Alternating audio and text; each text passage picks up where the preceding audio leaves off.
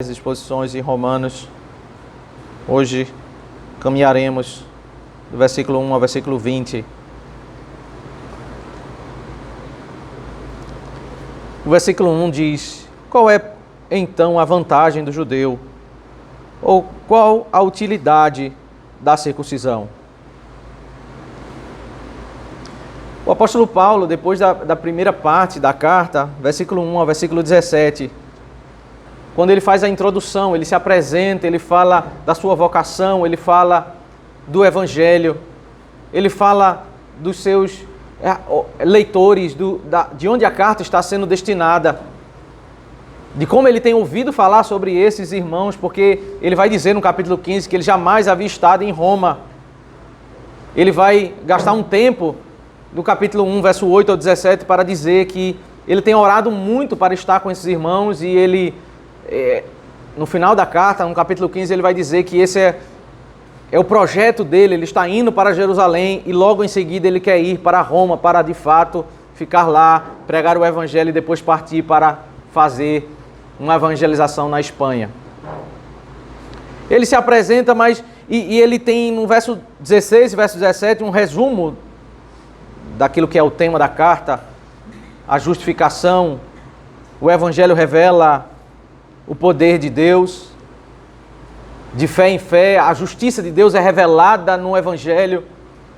Mas depois dessa sessão introdutória, Romanos 1, verso 1 ao verso 17, ele começa de fato a entrar no primeiro tema da carta, que vai do capítulo 1, verso 18, até o capítulo 3, verso 20, que nós vamos finalizar hoje. E ele vai seguindo uma série de reflexões e de um raciocínio muito bem conectado sobre o problema do pecado humano. E ele começa falando daquele que está fora da igreja.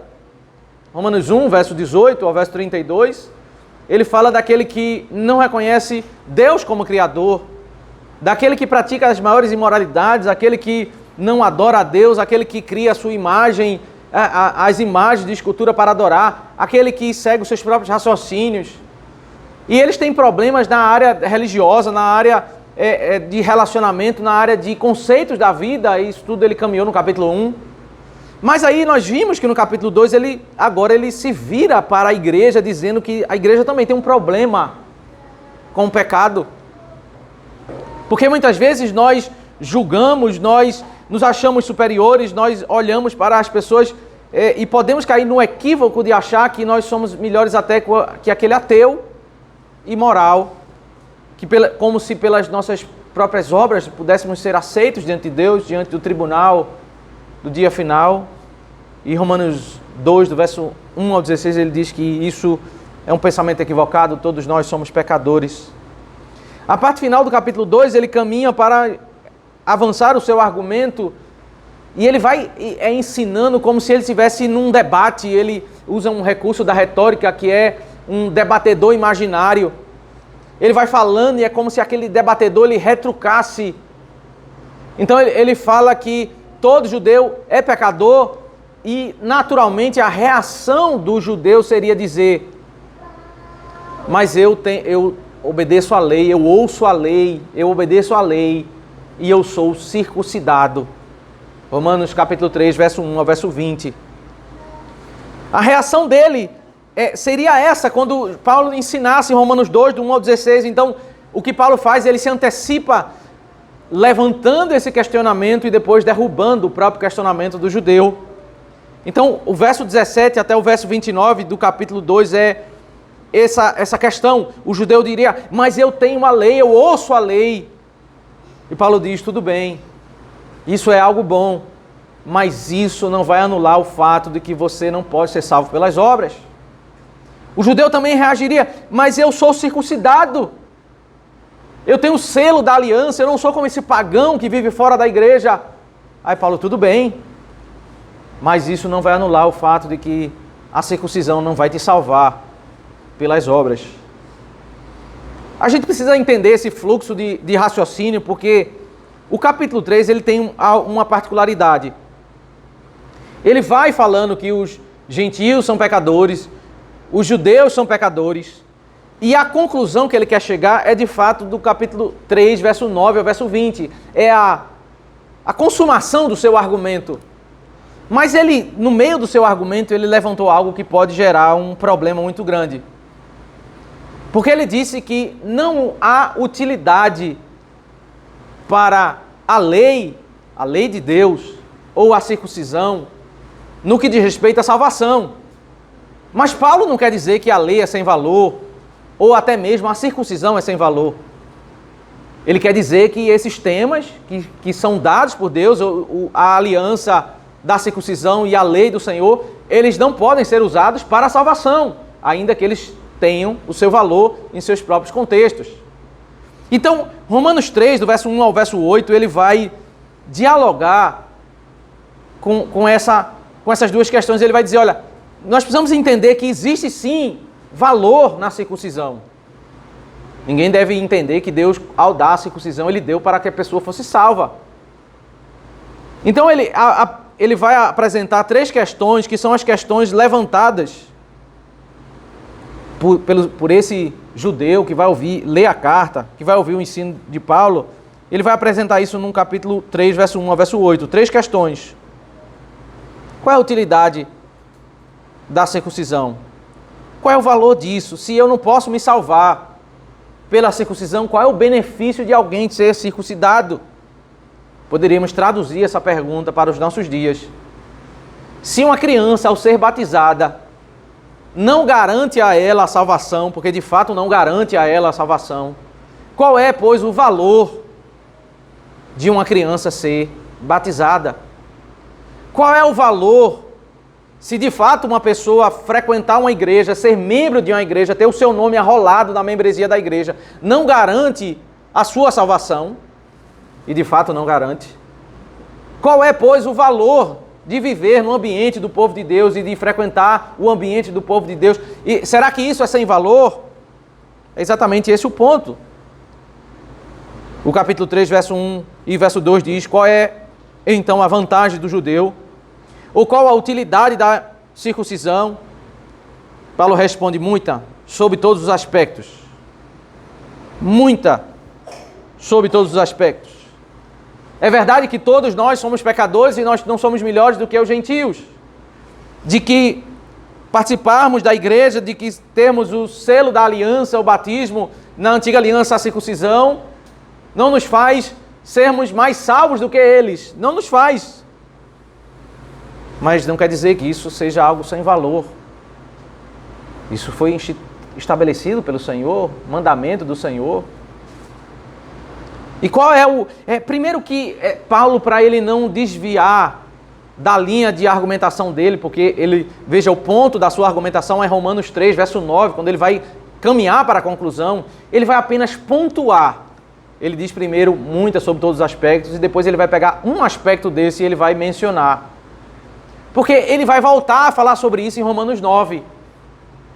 Ele vai falar sobre, olha, é importante porque os judeus receberam culto, é importante porque os judeus receberam a Bíblia, é importante porque os judeus têm os patriarcas, e ele vai listar uma série de questões que são valiosas porque nós devemos viver dentro do ambiente da igreja do povo de Deus. É porque aqui que nós ouvimos sobre como nós devemos adorar a Deus, não é no mundo. É porque é aqui que nós somos educados, nossas crianças elas crescem ouvindo o temor do Senhor, aprendendo a cantar, a ler as verdades de Deus, não como os ímpios crescem lá fora. Então, ainda que não seja algo que vai ser um marcador de ser salvo ou não ser salvo, de fato há uma riqueza, a vida vivida dentro da igreja. Mas aqui ele quer destacar um ponto: existem muitos benefícios, muitas sobre todos os aspectos, principalmente porque aos judeus foram confiados os oráculos de Deus. Oráculos, meus irmãos, é a palavra usada para falar da doutrina, da verdade revelada. Ele vai falar sobre isso também em Romanos 9, dentro da lista que ele vai apresentar. Mas o ponto é que, para já derrubar essa argumentação desse resistente, desse soberbo que não quer ouvir essa verdade de que todos nós somos pecadores, basta mencionar que viver dentro da igreja é relevante, porque é aqui que nós aprendemos a doutrina. Deus revelou o seu nome aos judeus. Então, se um gentio que vivia lá na Ásia, um gentio que vivia em qualquer lugar, ele, ainda que ele não fosse menos merecedor do que um judeu, se ele quisesse conhecer a vontade de Deus, ele teria que ir a Jerusalém ou entrar em uma sinagoga para ver a Escritura sendo aberta, sendo explicada daquilo que Deus revelou a Abraão, Isaac, Jacó, a Moisés, e foi passado de geração em geração, e foi guardado e preservado esse texto. Eles não iriam aprender isso nos filósofos, nos estudos de Aristóteles, Platão, eles não iriam aprender a doutrina da palavra de Deus, eles iam aprender, era com os judeus. Os judeus não são melhores que os gentios, mas no ambiente dos judeus está ali a palavra do Senhor, a riqueza. Era onde todos os olhos do mundo deveriam se voltar para beber da palavra do Senhor. Qual a importância de ser circuncidado, de fazer parte do ambiente do povo de Deus? Muito. Principalmente porque é nesse ambiente, no ambiente da palavra, que nós podemos aprender da palavra de Deus. A segunda questão era uma das questões mais problemáticas do primeiro século.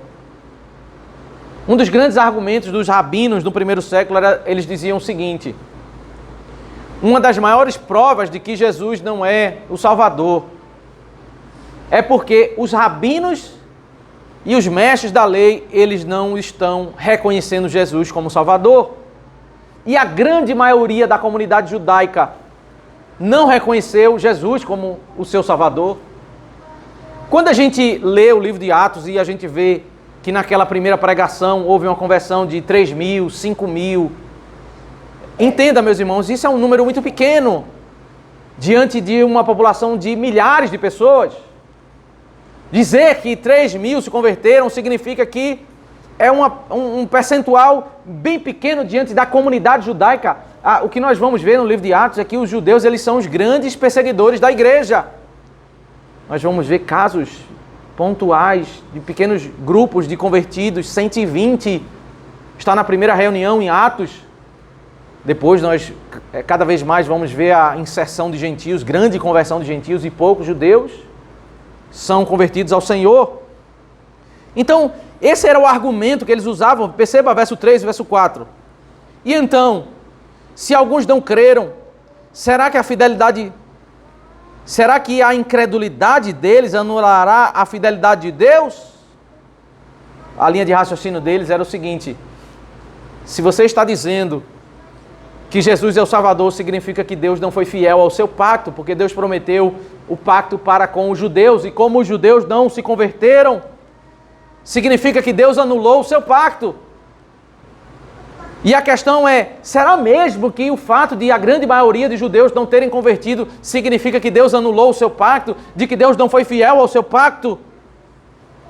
Novamente, o apóstolo Paulo vai aprofundar essa questão lá em Romanos 9, quando vai dizer que nem todos de Israel são israelitas. O pacto de Deus para com Israel não foi dizendo que todos os judeus seriam salvos, e nem mesmo que a maioria dos judeus seriam salvos. Nunca esse foi o pacto de Deus. Criar essa expectativa, e perceba que essa era uma expectativa muito forte no judaísmo. Quando João Batista está batizando e existe uma fila de pessoas para ir ao batismo, ele olha judeus de corações duros e ele diz: vocês acham que por serem filhos de Abraão, vocês estão salvos? Vocês são salvos? Deus pode fazer suscitar filhos dessas pedras. Então havia esse conceito no meio dos judeus de que se eu sou filho de Abraão, eu sou salvo. E se a grande maioria da nação está rejeitando esse Jesus, então isso é a prova de que ele é o falso Messias. Paulo diz: será que mesmo que Deus anulou o seu pacto pelo fato da maioria dos judeus não terem se convertido? Será que a incredulidade deles vai anular a fidelidade de Deus, o seu pacto, a sua promessa? Aí Paulo diz um sonoro não. É como se eles tivessem um diálogo. De modo nenhum. E é interessante que ele cita um texto, que é um texto marcante na história de Israel. Um texto onde a maioria estava errada. Um texto que todo mundo conhecia da história de Davi, do Salmo 51. Quando ele diz: seja Deus verdadeiro e todo ser humano mentiroso, como está escrito.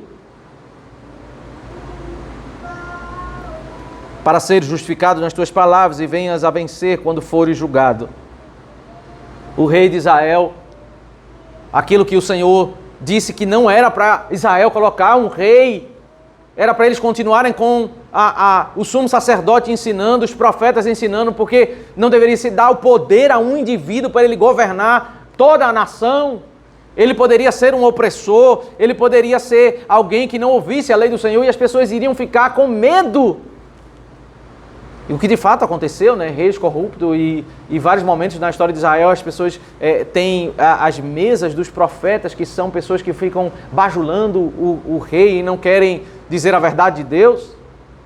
Naqueles dias o rei Davi havia adulterado. Ele havia feito tudo escondido.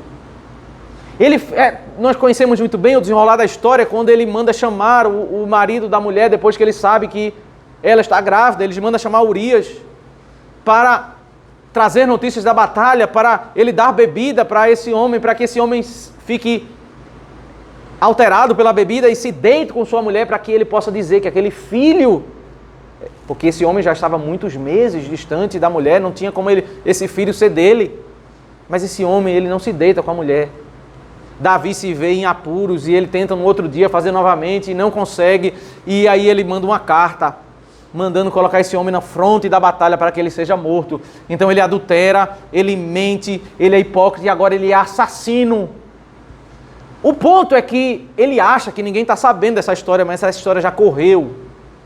A população toda sabe, a corte sabe dessa história e as pessoas estão falando sobre esse evento. E Davi não reconhece o seu pecado, ele não... Até que um profeta, o profeta do Senhor, conta uma ilustração para ele, confronta ele e ele reconhece o seu pecado. E quando ele está arrependido, ele se dirige ao Senhor.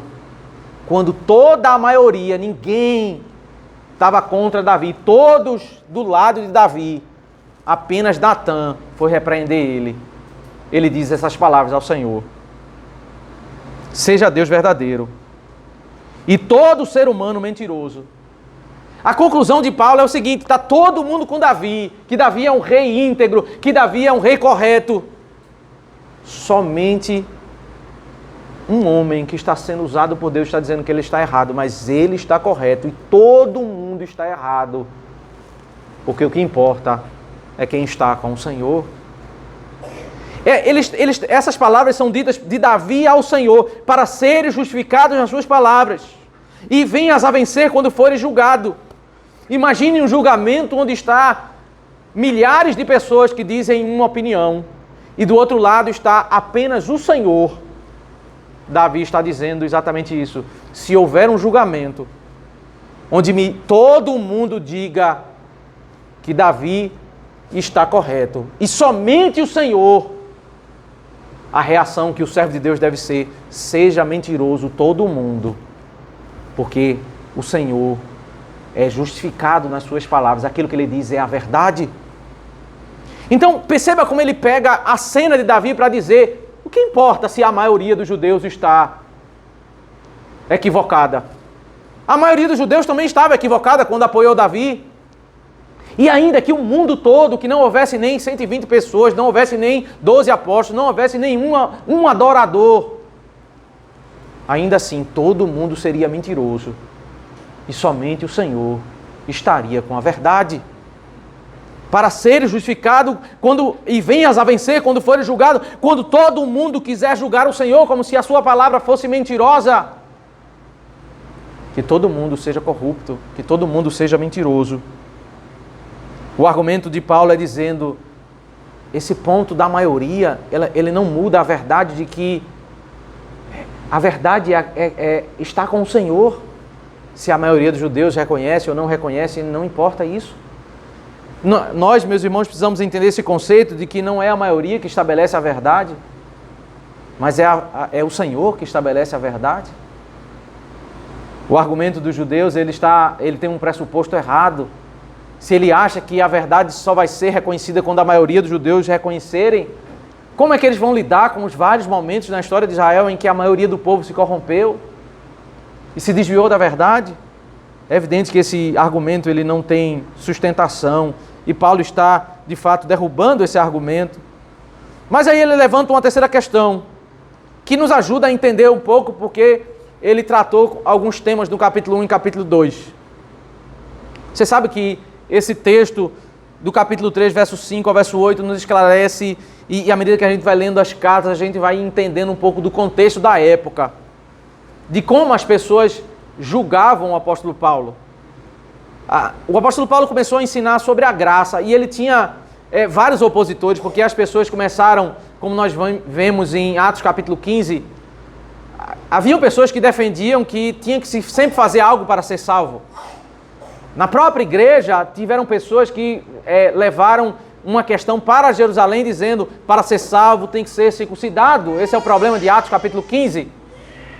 Paulo teve que lutar contra os judaizantes na carta aos Gálatas, porque as pessoas sempre diziam, tem que fazer isso, tem que fazer aquilo, tem que guardar a lei, se você não obedecer, não pode ser salvo. E Paulo ensinava a graça da salvação, um evangelho da boa nova, onde não há requisito de obras para ser salvo, mas a obra de Cristo é que nos redime, nós somos perdoados pela graça. E o que aconteceu é que muitos judeus começaram a chamar Paulo de libertino. Dizer que Paulo estava encorajando as pessoas a viver uma vida imoral, que na realidade esse era um dos propósitos do apóstolo Paulo. Esse homem, na realidade, ele é um libertino. Ele antes era um fariseu, alguém muito rigoroso, mas agora ele virou um libertino. Ele quer encorajar a libertinagem. E perceba que ele vai, várias perguntas aqui, que ele vai retratar como são as perguntas que o debatedor dele, o judeu, vai levantar. Certamente uma reação de alguém que... Sabe aquele debate que a pessoa ela faz perguntas, mas ela faz de modo irônico? Ela está fazendo a pergunta, mas é como se ela quisesse zombar da sua argumentação. É mais ou menos isso que está acontecendo aqui. O judeu, ao ouvir o ensino de Paulo, ele responderia com ironia. Mas se a nossa injustiça evidencia a justiça de Deus, que diremos? Seria Deus injusto por aplicar a sua ira? Fala em termos humanos. Ou falo como um homem. Falo como um homem desprovido de revelação, um homem desprovido da verdade de Deus. Eu falo como esse homem insensato.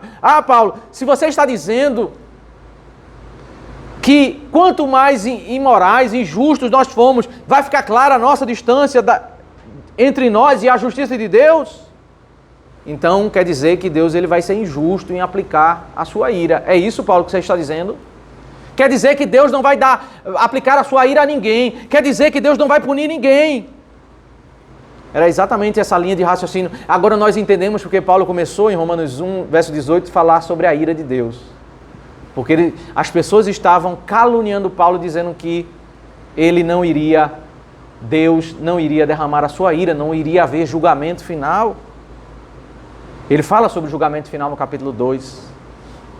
Paulo responde enfaticamente, é claro que não, de modo nenhum.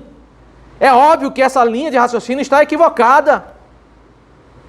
Do contrário, como Deus julgará o mundo, isso era algo que o judeu defendia. Paulo está refutando a ironia que eles estão fazendo com ele, dizendo, olha, Deus ele vai julgar o mundo, Deus ele vai condenar os imorais. Essa ideia que vocês estão dizendo que existe um universalismo, todas as pessoas serão salvas, isso não é o que eu estou ensinando. Ele enfaticamente nega isso, Deus vai julgar o mundo. E se a minha mentira... Uma nova ironia, né, que é levantada. E se a minha mentira faz com que aumente a verdade de Deus para a sua glória, porque ainda sou condenado como o pecador?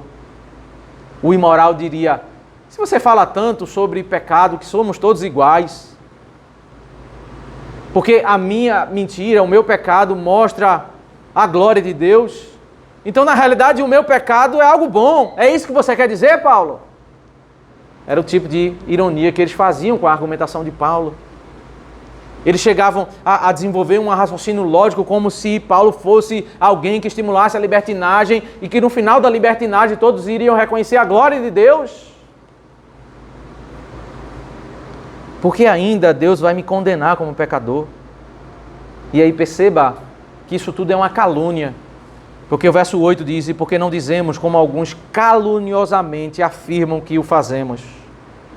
Pratiquemos o que é mal, para que nos venha o que é bom. Então, ele resume em várias falas, mas o resumo está aqui no versículo 8. Essa era a calúnia, eles tinham várias falas, vários argumentos, mas a calúnia era que Paulo estava ensinando que todos nós somos pecadores e que todos nós devemos fazer mais pecado, porque no final das contas, quanto mais pecado nós fizermos, as pessoas vão ver a glória de Deus e coisas boas vão acontecer com a nossa vida. Então, a conclusão dele sobre o ensino de Paulo era que Paulo era um promotor da libertinagem. E Paulo diz: a condenação destes é justa. Perceba, ele precisa parar a sua linha de raciocínio sobre a depravação total, sobre a realidade do pecado, porque ele tem que lidar, além de ensinar, com as calúnias que as pessoas estão fazendo, com um bom ensino. Você vai ensinar a verdade, e nós temos hoje essa mesma realidade. Você vai ensinar a salvação pela graça, e quando você lida com uma pessoa tão presa ao mérito, ela diz exatamente isso. Esse ensino que você está dizendo, você está encorajando as pessoas a serem imorais. Assim é muito bom. Você diz: olha, não precisa nada de nenhuma obra fazer para ser salvo. Você diz isso a alguém que está entranhado no mérito, como um espírita ou um católico. Ele não consegue aceitar isso. Você diz isso até a um evangélico que está preso, e ele começa a lhe caluniar. Esse ensino reformado, esse ensino da salvação pela graça, é um ensino que encoraja a libertinagem. Esse ensino que se diz que não perde salvação, é um ensino que encoraja as pessoas a serem imorais. É exatamente isso que Paulo está vivendo no primeiro século. Ele tem que lidar com, ainda que ele ensine o ensino da depravação total, o ensino que está contido nos Salmos, o ensino que está contido em todo o Antigo Testamento, a argumentação que vem dos judaizantes, que rejeita ele, é que, como se ele tivesse ensinando que as pessoas não têm importância viver dentro da igreja. E ele precisa fazer um parênteses, versículo 1 ao versículo 8, para dizer: olha, não é isso que eu estou dizendo. Vocês estão levantando calúnias. Ele derruba todas as calúnias. Obviamente, meus irmãos, o apóstolo Paulo, ele vai, depois que ele fechar toda a seção que trata sobre justificação, no capítulo 3, verso 21, até o final do capítulo 5, ele vai gastar 3 capítulos, capítulo 6, 7 e 8, para falar sobre santificação. E naquela sessão ele vai falar sobre como Deus fica irado com alguém que é um crente e que anda de modo imoral diante do Senhor. Mas cada doutrina tem o seu próprio lugar. Ele não vai falar sobre santificação como requisito para a salvação, ele vai falar como implicação da vida do verdadeiro salvo. Ele vai mostrar claramente que ele não é um libertino. E ele vai falar muito rigorosamente quando ele tratar nesse tema no capítulo 6, 7 e 8. Mas quando ele está tratando sobre essa realidade e aquela doutrina da santificação, não anula essa realidade. Todos nós somos pecadores e nós não somos melhores do que ninguém.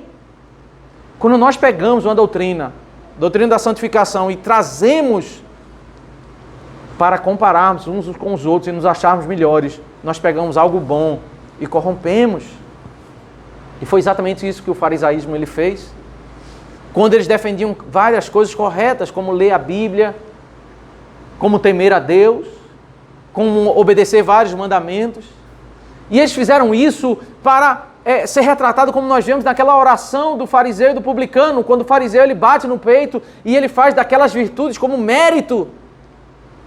Ele lida com Deus não como alguém que depende do Senhor, da misericórdia do Senhor, mas alguém que está ali porque ele é bom, porque ele tem mérito.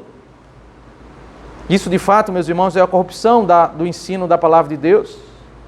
O apóstolo Paulo ele vai falar mais adiante sobre santificação, mas o ponto que ele quer destacar no verso 1 ao verso 8 aqui em Romanos 3, ele quer dizer, a princípio, eu não estou ensinando que as pessoas têm que abandonar a igreja, que as pessoas têm que abandonar as alianças e que as pessoas têm que ser imorais. Eu vou tratar sobre isso em Romanos 6 e vou tratar sobre a questão da igreja em Romanos 9. Mas a princípio a igreja já deve aprender que isso tudo é calúnia. Calúnia de pessoas que não compreendem a doutrina da palavra de Deus. Mas logo ele volta ao seu ponto principal na sua argumentação. E esse é o motivo, meus irmãos, porque nós pegamos essa sessão um pouco mais longa do que as sessões que nós estamos pegando, porque o propósito do verso 9 ao verso 20 é, de fato, fazer o fechamento da sua argumentação no capítulo 1 e capítulo 2. Então, propriamente falando, nós não temos um novo argumento, mas um fechamento. Ele vai concluir, ele diz isso no verso 9, quando ele diz, que se conclui? Temos nós alguma vantagem? Ele está dizendo, que se conclui de toda essa argumentação? Nós, como judeus, temos vantagem diante dos gentios para sermos salvos?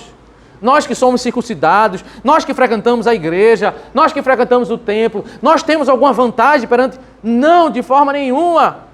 Ainda que crescer na igreja, ser circuncidado e participar das alianças do Senhor, isso é uma riqueza sem tamanho. No que diz respeito à salvação, nós não temos vantagem. Pois já temos demonstrado que todos, tanto judeus como gregos, estão debaixo de pecado. Se você pegar esse versículo 9 ele resume o capítulo 1 e o capítulo 2. Esse é o propósito de toda aquela argumentação, quando ele vai caminhar por vários textos do Antigo Testamento.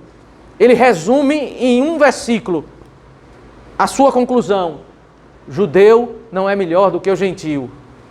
Nós não temos vantagem para a salvação. Todos estão debaixo de pecado.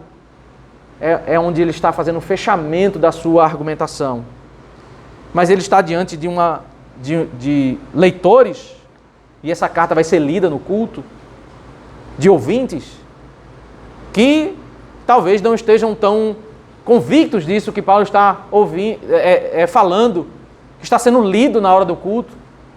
Então ele vai fazer aqui, o verso 10 ao verso 18, aquilo que se chama de uma costura. O ponto não é analisar em detalhe o contexto de cada texto, porque é uma enxurrada de textos que ele vai fazer aqui. Ele vai citar vários salmos e um texto de profetas, são 7 referências do Antigo Testamento. O Antigo Testamento já falava essa verdade. O Antigo Testamento já ensinava a verdade que todos os homens são pecadores. Então, esse sentimento judaico do primeiro século de salvação pelas obras é uma interpretação do Antigo Testamento. Ele vai citar, olha, o Salmo 14, o Salmo 53, o Salmo 5, o Salmo 140, o Salmo 10, Isaías 59 e o Salmo 36. Ele vai citar vários versículos e vai juntar como uma costura, para dizer, olha aqui o ensino que percorre todo o Antigo Testamento. Não há justo, nenhum sequer. Não há quem entenda, não há quem busque a Deus. Todos se desviaram e juntamente se tornaram inúteis.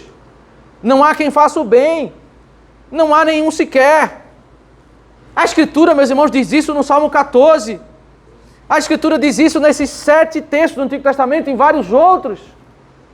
Essa ideia de salvação pelas obras e de confiar no mérito é algo que não tem base no Antigo Testamento.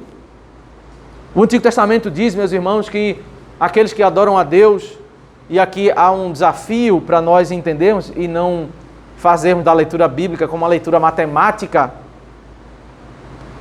porque na leitura bíblica as palavras têm mais de um significado. Muitas vezes a Bíblia usa o termo justo para descrever que é o povo de Deus. O Salmo primeiro faz a diferença entre o justo e o ímpio. Então existe o justo, é o redimido, o convertido, o salvo. O ímpio é aquele que não foi redimido pelo Senhor.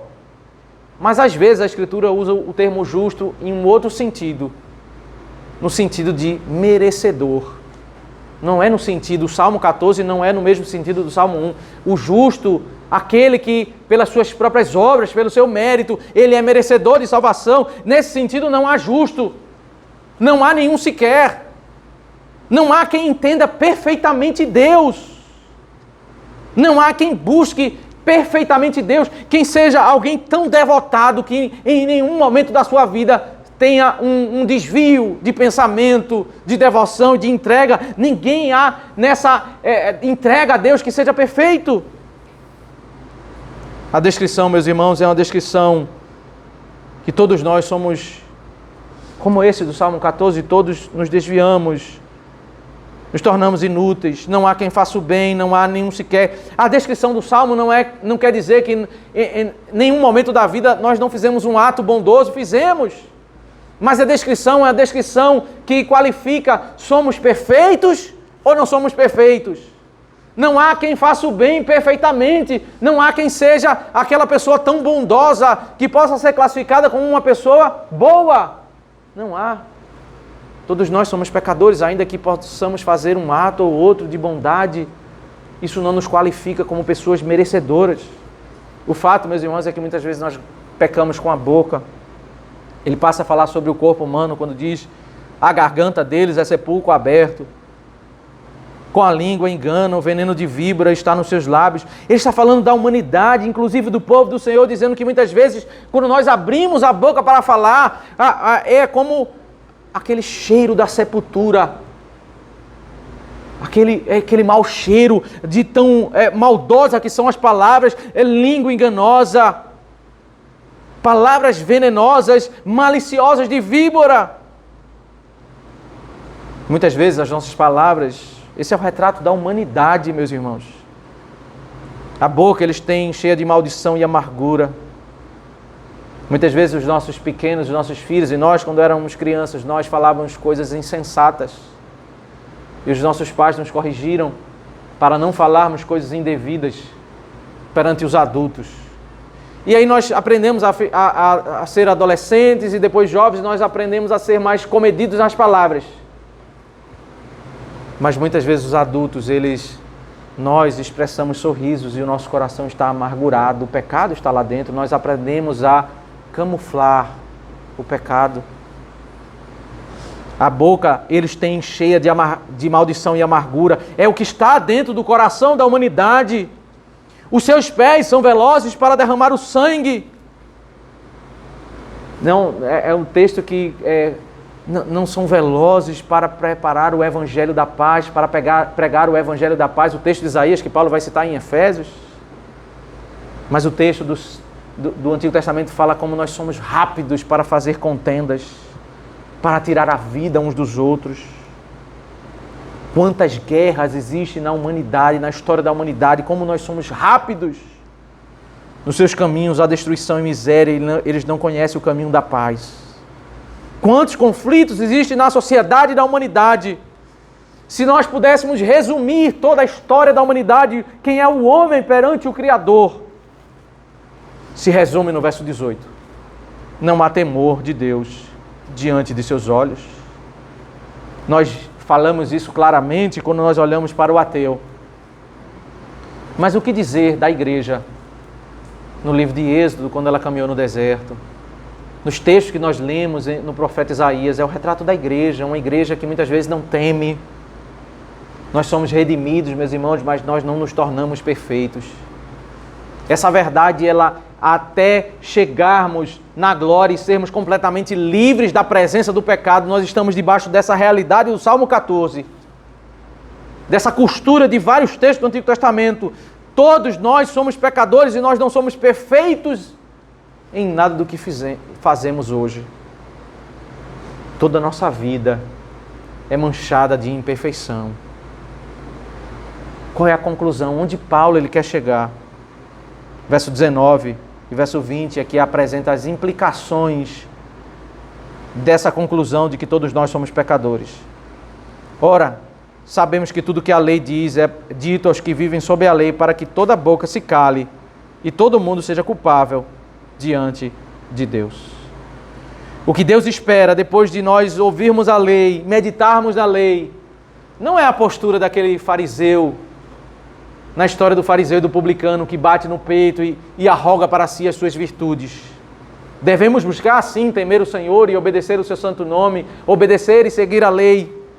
Mas o que Deus espera depois de um profundo estudo da palavra, de ouvir a sua pregação, não é falarmos o quanto nós somos bons, é calarmos as nossas bocas, silenciarmos, pelo reconhecimento de quão distante nós somos desse Deus tão majestoso, tão cheio de santidade, tão perfeito. É olharmos para a lei, contemplarmos a glória do Senhor e compararmos conosco e percebermos quão distante nós estamos dele. Apesar de não sermos como os imorais ateus, de não estarmos vendendo drogas, não estarmos traindo as nossas esposas, não estarmos fazendo as imoralidades do homossexualismo, ainda que não estejamos fazendo isso, ainda assim, nós somos pecadores. E quando nós vamos adorar a Deus, quando nós vamos ler a palavra do Senhor, nós silenciamos. A realidade, meus irmãos, é quanto mais nós, e nós vemos claramente isso nas Escrituras, toda vez que um profeta se depara com o Senhor, ele não infla o peito, ele se curva. O profeta Ezequiel, o profeta Isaías, o apóstolo João. O profeta Isaías disse, eu vi o Senhor, eu vou ser fulminado. Eu sou um homem de lábios impuros. Quanto mais nós nos aproximamos do Senhor, meus irmãos, nós nos curvamos. Nós não dizemos como eu sou bom, como eu sou cumpridor. Na realidade, quando nós nos achamos bons, isso evidencia o quanto nós estamos distantes dessa percepção da glória de Deus. Porque a lei tem vários propósitos, mas um dos propósitos da lei é mostrar o quanto nós somos pecadores. Perceba, não é apenas dizer que nós somos pecadores, mas é mostrar o quanto nós somos pecadores. Porque quando nós conhecemos a lei de longe, nós não achamos tão ofensivo alguns atos que nós fazemos. Mas quando nós conhecemos a lei de perto, nós começamos a aprender que Deus não se agrada disso. Nós começamos a aprender em detalhes. Quando nós contemplamos de longe, nós achamos até que nós temos vários méritos. Mas à medida que nós nos aproximamos, começamos a ver com mais clareza as nossas falhas, as nossas imperfeições, as nossas iniquidades. O quanto é ofensivo a Deus alguns atos que passam despercebidos na nossa rotina.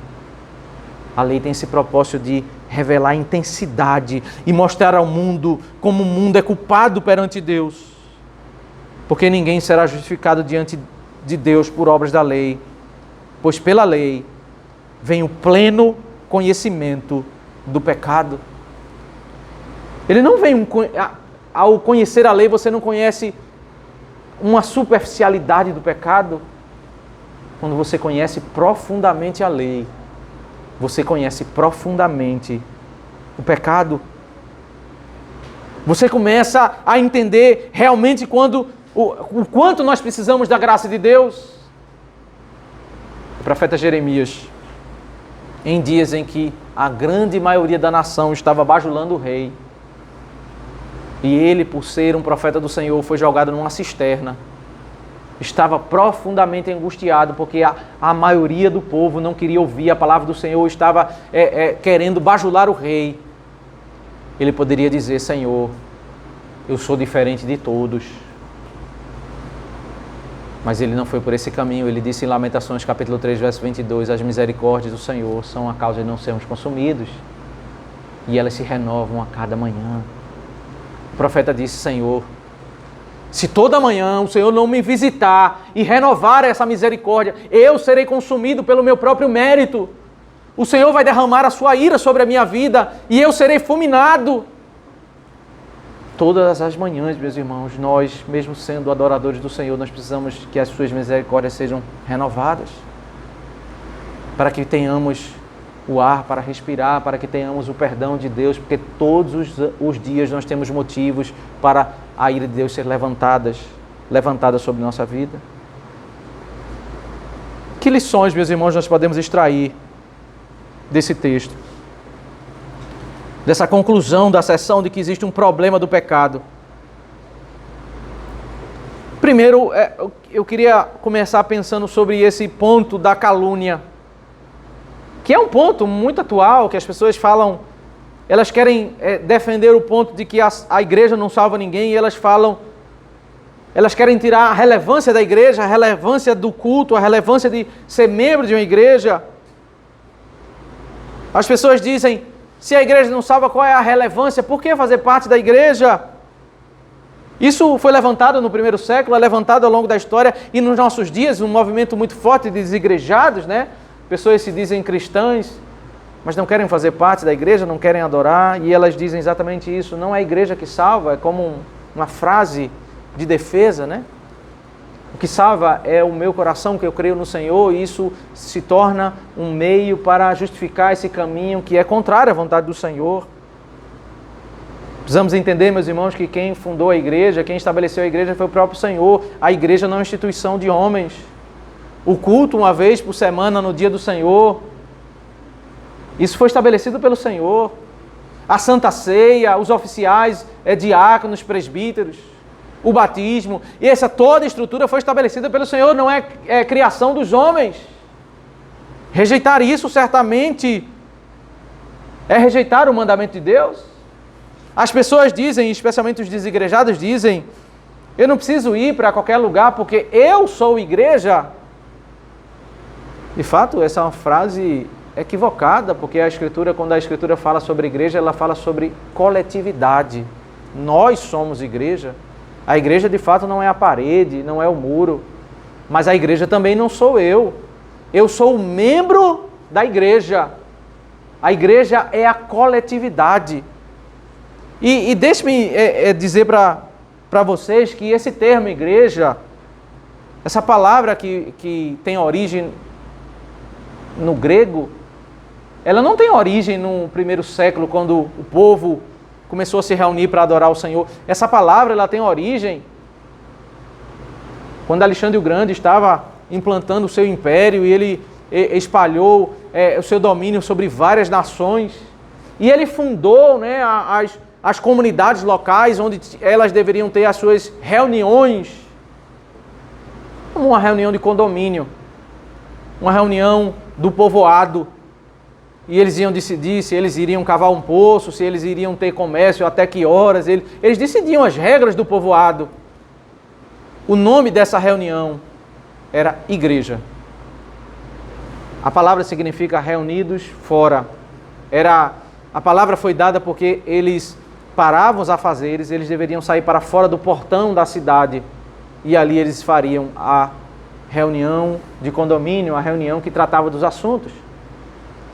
O ponto dessa palavra é que ela significa eu devo parar os meus afazeres, a minha rotina, porque eu tenho uma reunião comunitária para tratar de um assunto importante. Quando o povo do Senhor está reunido no primeiro século, no dia do Senhor, para adorar o Senhor, eles chamam isso de igreja. Porque eles usam uma palavra que era conhecida, que não tem cunho religioso, para dizer que isso que eles estão fazendo é exatamente aquilo. Eles se reúnem para tratar um tema específico, a adoração ao Senhor. Mais à frente, em 1 Coríntios 12, Paulo diz que o povo que participa dessa assembleia é chamado de igreja. Então, aí a palavra começa a ter um segundo sentido. O primeiro sentido é a igreja é a reunião do povo. E o segundo sentido é o povo que participa da reunião. Perceba como é estranho hoje uma pessoa dizer que é a igreja e ele não quer participar da reunião, se a palavra ela tem a sua origem na reunião, no ajuntamento da comunidade. O significado de ser igreja é ser parte de um grupo que se reúne para adorar. Não significa que você vai ser salvo somente se você participar de um grupo. Não é isso. Mas o significado do termo igreja não tem nada a ver com individualidade. Ele tem a ver com comunidade, com um grupo dos que adoram ao Senhor. Dizer que uma igreja, meus irmãos, a pessoa só pode ser salva se ela fizer parte de uma igreja, isso certamente é um erro. É quase que idolatrar uma igreja. Agora, dizer que eu não preciso da igreja também é outro erro. É rebeldia, porque Deus estabeleceu a igreja. As pessoas hoje, um outro aspecto que eu quero destacar é que as pessoas hoje, elas reagem também com ironia perante o ensino da depravação total, assim como eles reagiram nos dias de Paulo. Os ateus de hoje, que não creem no Senhor, eles dizem que falar da ira de Deus hoje é algo incoerente, é uma ideia medieval. Hoje, numa sociedade tão instruída, as pessoas têm tanto conhecimento, tantos avanços científicos, por que falar da ira de Deus? As pessoas tentam explicar tudo. O problema não tem uma causa específica, tem uma explicação A, B. As pessoas têm resposta para tudo, porque elas não conseguem ver, não conseguem acreditar no tema da ira de Deus nos meios acadêmicos. Isso é completamente rejeitado. Isso é tido como algo sem sabedoria. Existe no meio evangélico, nos meios religiosos, pessoas que são tão mundanizadas, que elas também vão por esse caminho. Elas dizem, por que nós falarmos de ira de Deus? Nós vamos afastar os visitantes?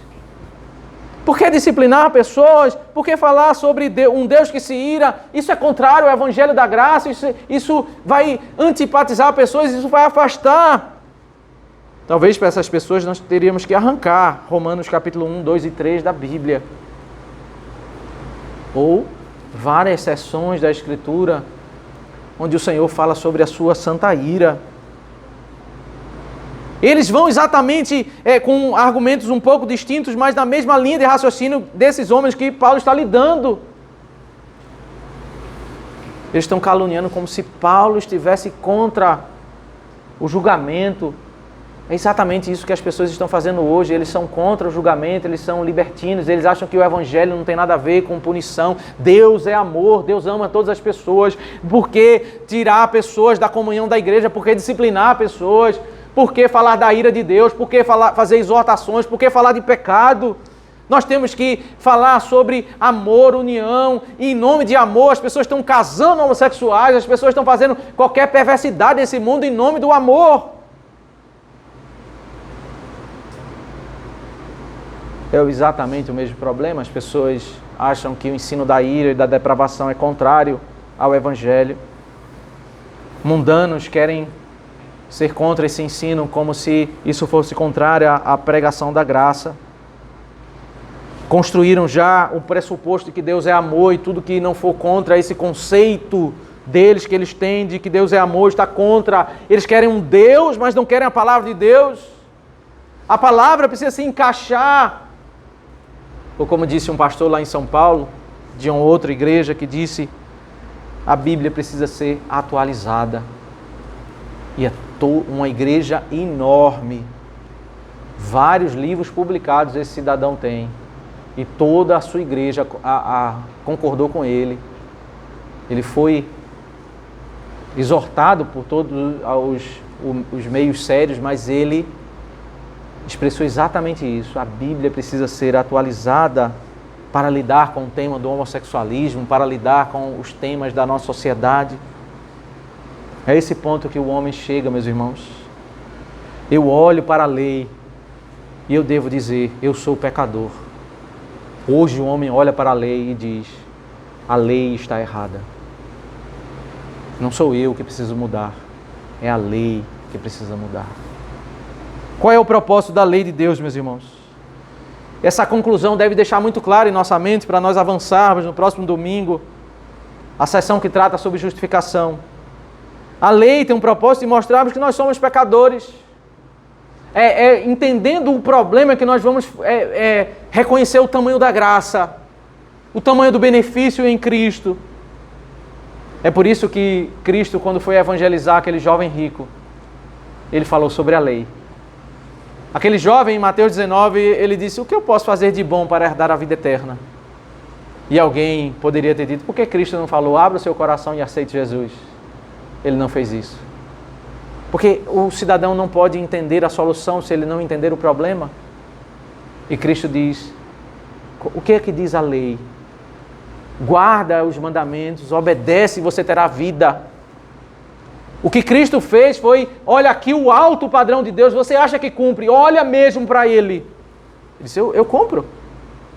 Eu vou mostrar que você não cumpre. Venda todos os seus bens e dê aos pobres. E ele saiu triste.